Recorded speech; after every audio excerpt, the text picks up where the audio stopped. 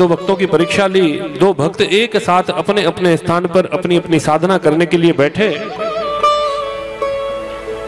भाव दोनों का प्रबल था, भाव दोनों का प्रबल था। दोनों बड़ के वृक्ष के नीचे, अलग अलग वृक्ष के नीचे अपनी अपनी साधना भक्ति करने के लिए बैठे हैं। भगवान को कौतुक सूझा। भगवान ने कहा परीक्षा लें कौन सा भक्त श्रेष्ठ है, किसके पास पहले जाया जाए। तो नारद मुनि को भेजा कि जाओ जरा पता करके आओ, परीक्षा लेकर आओ। नारद जी गए, क्रम से एक एक भक्त के पास। पहले भक्त के पास पहुंचे। नारायण नारायण, प्रभु ने भेजा है आपके पास, कुशल मंगल तो है, भक्ति भाव अच्छे से चल रहा है। बोले अरे अरे प्रभु की कृपा है, उनकी भक्ति चल रही है। नारद जी मेरा एक प्रश्न है, जरा प्रभु से आप जाते रहते हैं, पूछ के बताएंगे? हाँ हाँ बताए।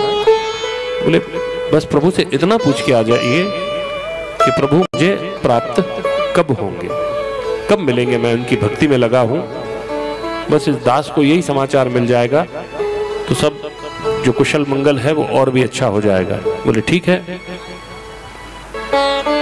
कल आपके इस प्रश्न का उत्तर प्रभु से लेकर आऊंगा और आपको जरूर इसकी वार्ता मैं भगवान से करूंगा।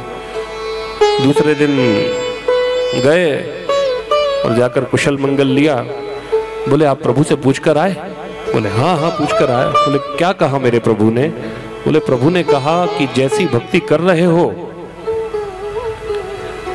लगे रहो, बहुत अच्छी है तुम्हारी भक्ति, तुम्हारा भाव, लेकिन ऐसी भक्ति जब 7 जन्मों तक निरंतर करोगे तो भगवान आपको प्राप्त हो जाएंगे।